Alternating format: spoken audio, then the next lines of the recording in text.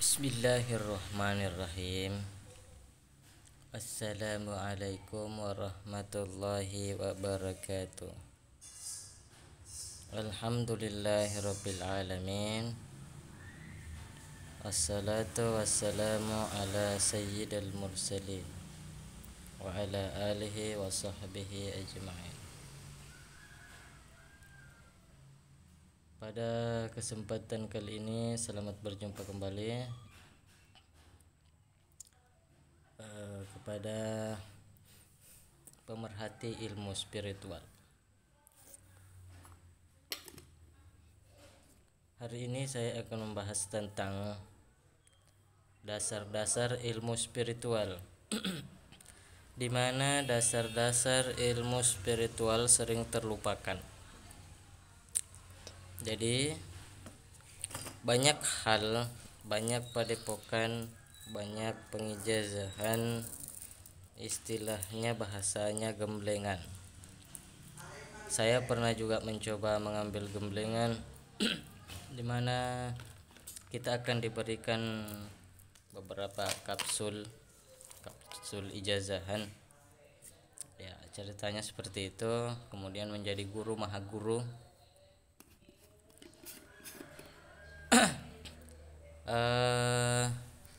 Dan di dalam pelajaran kitab-kitabnya tidak tertera tentang dasar-dasar ilmu spiritual. Kebanyakan dasar-dasar ilmu spiritual yang dicantumkan seperti amalannya, seperti yang seperti itu. Kemudian ketentuan-ketentuan berdoa, ya yang seperti itu. Padahal ilmu dasar spiritual itu harus dituntut sendiri. Dia tidak ada dalam metode pengijazahan pengisian ilmu. Ya, yang saya maksud pengijazahan pengisian ilmu ini adalah yang mengisi ilmu terus tiba-tiba jadi setingkat maha guru dan lain-lainnya. Akhirnya hanya sebatas pengetahuan buku saja. Dalam ilmu yang asli, kalau di pondok pesantren itu, ini saya sudah simpan catatannya. Ini untuk Anda yang mencari sanad guru kitab pesantren. Sanad keilmuan guru-guru yang jelas dan berakhlak mulia, memastikan ilmu yang didapatkan telah melalui proses yang baik dan benar, tidak melalui proses yang instan. Garis bawahi.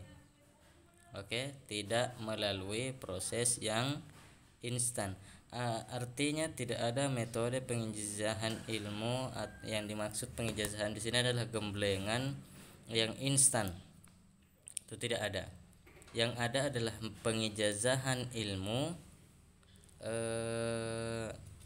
Gemblengan ilmu adalah membimbing. Jadi gemblengan itu membimbing. Itu yang disebut gemblengan. Bukan diisi dengan metode-metode kapsul sehingga mencapai tingkat-tingkat tertentu. Tingkat 1, 2, guru, maha guru dan lain-lain sebagainya. Banyak di kitab-kitab ijazah yang dari padepokan itu tidak ada ilmu dasar spiritual. Padahal ilmu dasar ini sangat penting sekali karena dia adalah pondasi dan mungkin asing di telinga kita. Jadi hari ini saya akan menjelaskan tentang dasar ilmu supranatural. Ya. Judulnya pada hari ini adalah Al-Ma'rufah Ar-Ruhaniyah Al-Asasiyah.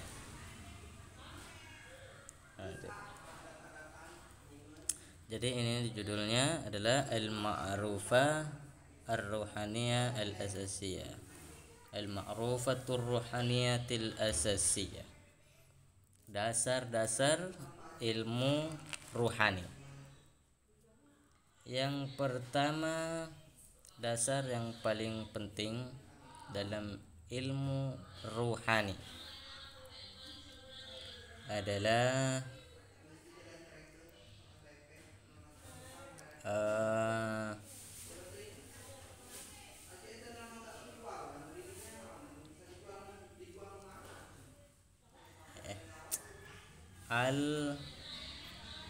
al-amar, al-umar atau umar. Ya. Apa itu amar atau umar? Umar ya. Ini ilmu dasar spiritual. Seseorang yang ingin mempelajari ilmu ruhani, kerohanian, ilmu hikmah seperti meraja, kosam, azimah dan lain-lain sebagainya harus mengetahui yang namanya ilmu amar. Ilmu amar ini adalah cara mengkonjugasikan amar. Itu adalah cara mengkonjugasikan amar. Apa itu amar? Amar kalau dalam bahasa Arab perintah. Tapi amar ini memiliki banyak pengertian.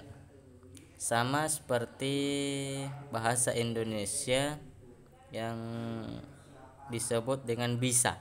Bisa itu artinya mampu, sanggup, tapi di kategori lain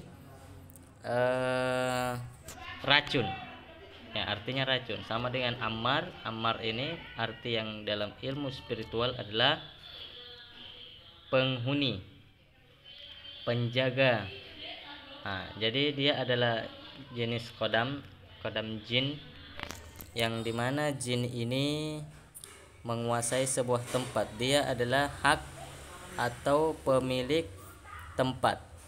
Itu ammar ya. Jadi pahami sekali lagi bahwa seorang spiritual wajib menguasai ammar ya. Kalau tidak menguasai ammar, maka pondasinya tidak ada, artinya ilmunya goyah. Ilmunya goyah atau batal. Ada yang mengatakan batal. Apa itu ammar? Ammar adalah suku jin yang mempunyai raja besar. Ya, raja besar namanya Taris. Taris ya, Taris begini. Taris ya. Mereka mendiami bangunan seperti rumah, goa, gunung, hutan dan lain-lain sebagainya. Mereka sama seperti jin lainnya dan sama seperti manusia. Ada di antaranya ada yang Islam, ada yang Nasrani, ada yang Yahudi dan ada yang Majusi. Mereka itu bukan hanya membangun rumah juga, mereka tidak tinggal di rumah saja, maksudnya tidak tinggal di bangunan, tapi di ruang-ruang terbuka seperti gurun-gurun, padang pasir, rumah-rumah hancur, lantai-lantai dasar, ruang bawah tanah. Ini lebih berbahaya dan rumah-rumah yang tidak ada menyebut nama Tuhan di dalamnya. Mereka ada di dalam situ atau ada di sekitarnya. Seperti yang dijelaskan dalam hadis yang mulia, sesungguhnya siapa yang tidak ada bagian Al-Quran di dalamnya ibarat rumah yang hancur, dan rumah yang hancur dihuni oleh setan. Adapun rumah-rumah yang berisi zikir, salat, Al-Quran, doa-doa dan melanjutkan sesuatu yang bersifat ketuhanan di dalamnya, maka rumahnya aman daripada golongan tersebut. Dan golongan ammar ini sangat berbahaya. Ada banyak-banyak cara untuk mengeluarkan ammar. Jadi saya bahas dulu ammar. Apa sih efek dan manfaat mengkonjugasikan ammar? Ammar adalah sebuah penghalang dalam amalan. Ya, dia menghalangi amalan Anda, menghalangi ritual seperti orang yang khalwat, mengamalkan sebuah asma, menghadirkan ruhani, menghadirkan golongan uluwi, sufli, ya, uluwiyah ataupun sufliyah, sehingga gagal dalam riyadhahnya atau ritualnya. Intinya menghadirkan khadam jin yang bukan di penghuni asli tempat tersebut. Untuk hadir ke tempat tersebut maka Anda harus meminta izin kepada raja yang menghuni tempat tersebut atau ammar. Nah, itulah ammar. Jadi ilmu ini sangat penting, bagaimana cara memindahkan ammar. Ada ijazahnya, ada banyak macam versi doa, ya, cara memindahkan ammar. Mulai yang paling dasar, menengah sampai yang tinggi. Untuk yang dasar digunakan oleh orang awam, sedangkan yang menengah dan yang tinggi sebaiknya tidak digunakan untuk orang awam, dikarenakan berbahaya. Sama dengan orang yang ingin menarik atau mencari harta karun atau mencari sihir yang terpendam, dia harus mengkonjugasikan ammar dulu, memindahkan penghuni tempat tersebut. Setelah ritual riyadhah selesai, barulah si ammar tadi dipindahkan, dikembalikan ke tempatnya, dan itu ada doanya sendiri. Untuk ilmu ini saya tidak bisa beberkan secara umum karena perjanjiannya ini adalah ilmu yang disimpan dan digudangkan.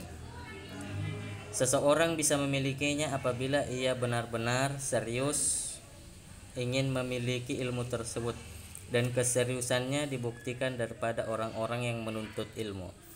Contoh, seseorang yang ingin mencapai kedokteran maka dia harus masuk ke fakultas kedokteran dan mereka harus membayar.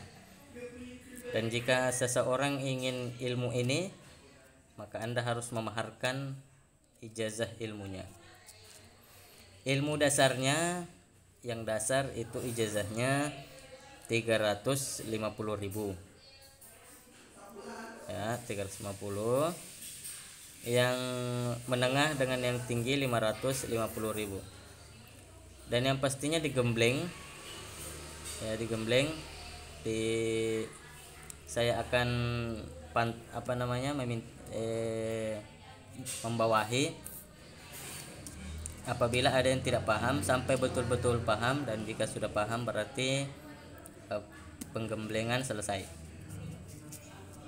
Jadi ilmu ini saya tidak bisa beberkan secara umum karena berbahaya, dan juga memang perjanjiannya, dan seluruh para ahli hikmah, para ulama, hukama, al-hakim itu menyembunyikannya, dan sengaja jika ingin menginginkannya maka seseorang itu harus membuktikannya dengan ijazah.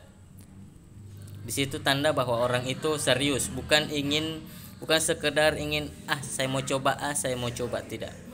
Orang yang belajar saya mau coba itu akan mencari jalan lain yang gratis. Ya, dia tidak akan mengeluarkan dana.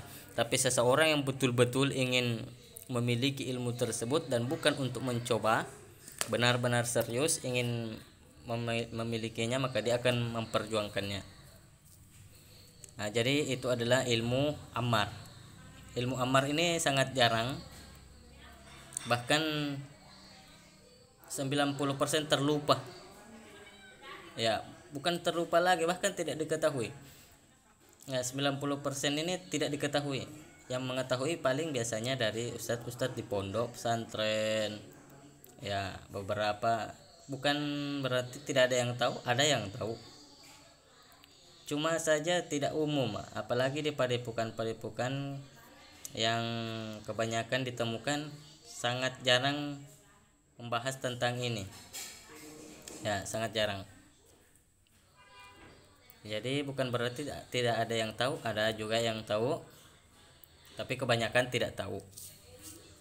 Nah, kita lanjut dasar kedua dalam ilmu spiritual.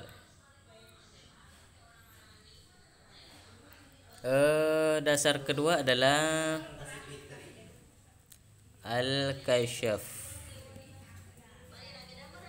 Ini yang kedua, ini wajib ya. Jadi ini adalah pondasi-pondasinya ini. Yang kedua adalah kasyaf. Ilmu kasyaf ini juga penting karena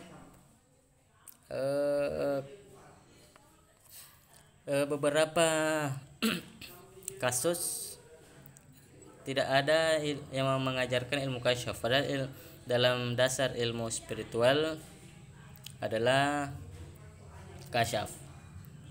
Kasyaf ini kalau dibahas di orang Indonesia namanya itu mata batin ya, atau ilmu terawangan.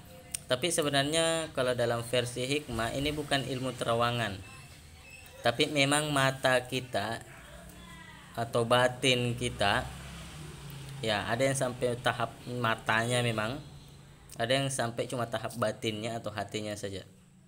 Jadi dia membuka hijab antara dirinya dengan gaib, dengan jin, sehingga dia bisa menyaksikan jin dan berbicara dengan mereka, mendengarkan mereka. Jadi apabila ingin menghadirkan ruhani, kodam, istikhdam jin dan lain-lain sebagainya, menghadirkan jin, maka untuk mengetahuinya dan memastikannya itu Anda harus menguasai ini dulu ya. Setelah ini amar ya, amar. Kemudian dasar berikutnya adalah setelah al-kasyaf ini adalah al-hifzi. Hifzi dalam Indonesia adalah pagaran ya, pagar gaib ya, amalan untuk memagari diri. Salah satunya adalah asma rasul. Apa itu asma rasul? Yang kalimatnya laqad ja'akum rasulum min anfusikum ya. Ini adalah salah satu contoh adalah salah satu contoh asma penjagaan ya, penjagaan diri. Untuk metode riyadhah atau cara pengamalannya saya tidak beberkan dulu ya, saya tidak ajarkan dulu yang ini. Yang paling mudah adalah, jadi yang untuk metode khusus ada ijazah khusus. Kalau yang umum ya, caranya adalah pertama dengan as-shaum sunnah lillahi ta'ala. Jadi puasa dulu, puasa sunnah lillahi ta'ala berapa hari? 1 hari ya, puasa 1 hari. Laqad ja'akum ini adalah ayat surah At-Taubah. At-Taubah ayat 2 ayat terakhir ya, 2 ayat terakhir. Laqad ja'akum rasulun min anfusikum azizun 'alaihi ma anittum harisun 'alaikum bil mu'minina raufur rahim fantawallaw faqul hasbiyallahu la ilaha illa huwa alaihi tawakkaltu wa huwa rabbul arsyil azim. Ya, seperti itu ya. Cara pengamalannya adalah dengan berpuasa dulu sunnah lillahi ta'ala 1 hari.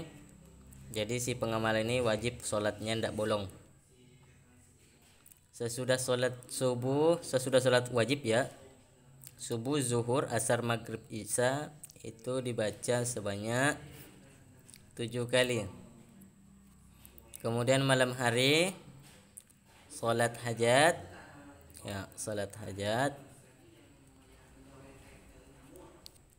2 rakaat dengan niat, pakai bahasa Indonesia saja ya kalau susah, dengan niat meminta fadilah laqad ja'akum. Ya. Setelah sholat sunnah 2 rakaat dizikirkan laqad ja'akumnya sebanyak 313 kali. Kemudian ditiupkan di air 1 gelas ya, dan diminum saat itu juga langsung habis. Selesai. Selanjutnya zikir ini dibaca 7 kali sesudah sholat subuh dan maghrib, seterusnya, tak boleh putus. Jadi ini adalah dasar-dasar ilmu spiritual. Untuk yang ingin mengambil ijazah ilmu Ammar ini boleh nanti konsultasi kepada admin saya, admin yang terpercaya.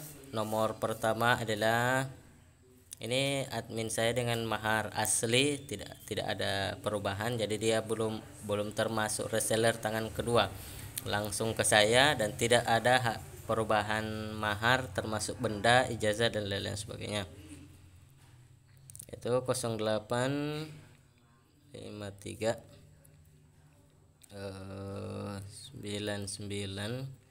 99540882.